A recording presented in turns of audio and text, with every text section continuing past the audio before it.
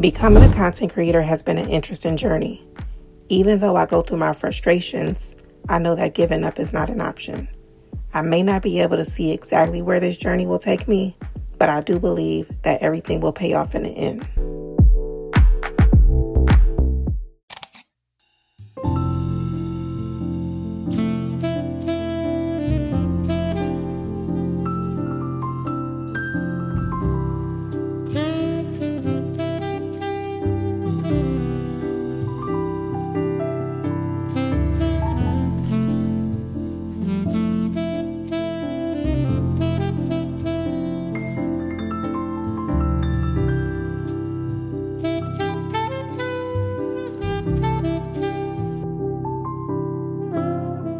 Welcome back to another video. Today I'm at a cafe.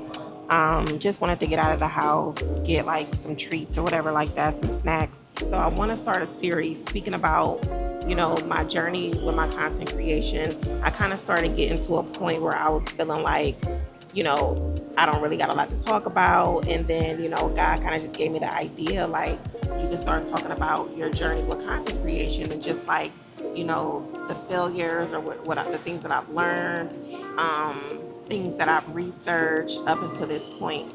And so I was like, that's pretty much a good idea. Like, I obviously didn't think about that myself, but I'm just like, that's something that's valuable. That's something that can help people who are interested or may be on this journey also. When it comes to like thumbnails and description titles, I found myself getting very frustrated with what to put on the thumbnail or what to put for the description title. And I was like, that's just like a very real struggle. Like, I don't know if anybody else can like relate to that, but just frustration with trying to figure out what viewers react to, or maybe what viewers decide to click on, because they tend to say that if your thumbnail is not that great, then people are just going to keep scrolling.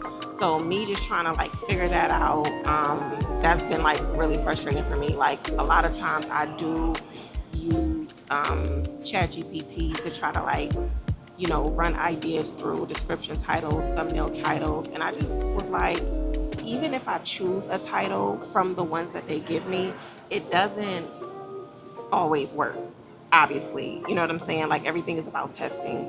But with me getting frustrated over like the past so many videos of not knowing like, how to create great description titles that will make people click, I was having some Bible study and I was in the book of Jeremiah. And so I came across the verse, Jeremiah 33:3. So the scripture is basically like God's invitation to come to him so that he could tell you unsearchable things that you do not know. When I read that verse and just knowing some of the frustrations I started having like with my content creation, I just felt like, it was speaking to me in a sense of like, I'm always, going to Google, or I'm always going to ChatGPT or whatever like that. And I'm just like, that verse is blessing me, because I'm like, even though I do pray and everything like that, I'm not always bringing my frustrations to God or bringing like my concerns to God and stuff like that. And so it was just letting me like see that I need to be going to God for some of these frustrations. I'm like telling myself, like, ask God to help you with your description titles, ask God to help you with your thumbnail titles, and really just obviously everything in life.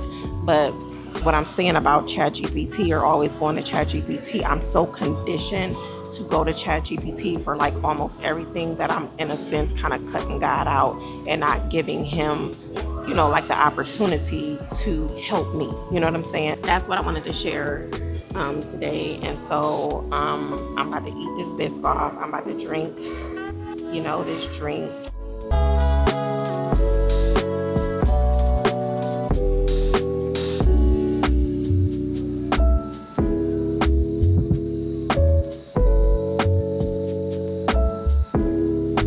So this is not bad. I think that I will go back to my red velvet though next time, or maybe just try something else.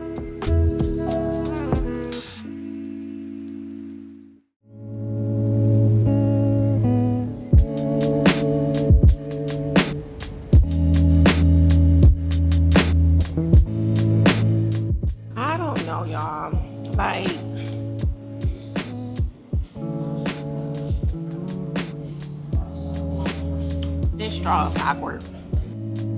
I just feel like it ain't got no taste. Like, and even when they try to do the ones with like strawberry and all, like, I seen this on TikTok, so I wanted to try it. You know how you like keep drinking something because you're trying to like get into it, and I can't really get into it.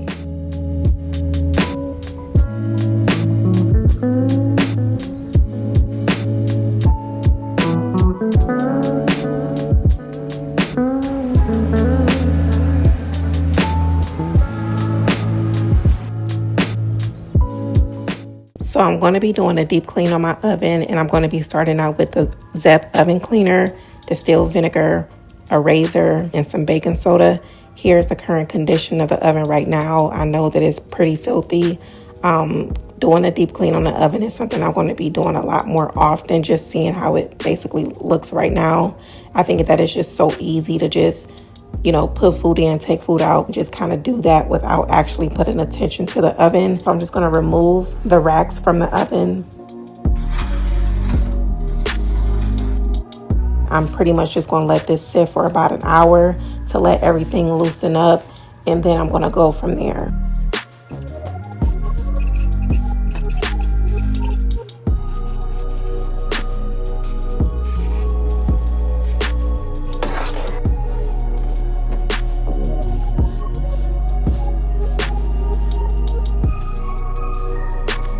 For the racks, I did not let them soak. I'm just pretty much using a Brillo pad to really just get it nice and clean, and then I use a little bit of a grill scraper to get the rest. And now I'm throwing in the baking soda with just a little bit of water, and this is going to be to clean the glass of the oven.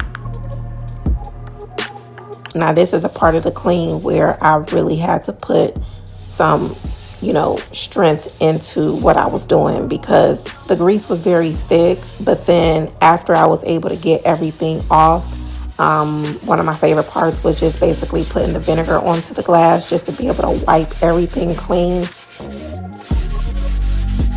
And I really ended up liking how clean the glass, you know, actually got. Like, I could see myself inside of the glass.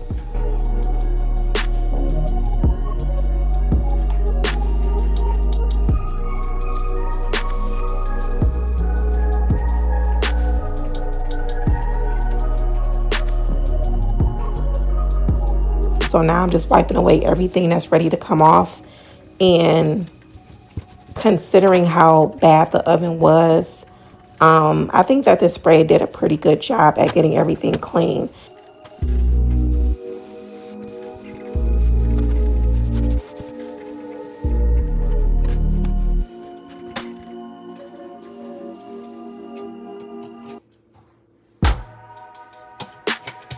I'm going to get the remaining residue off with the razor, and, you know, I just taking my time, not using too much force, and just basically cleaning up the little spots that I see that look like this.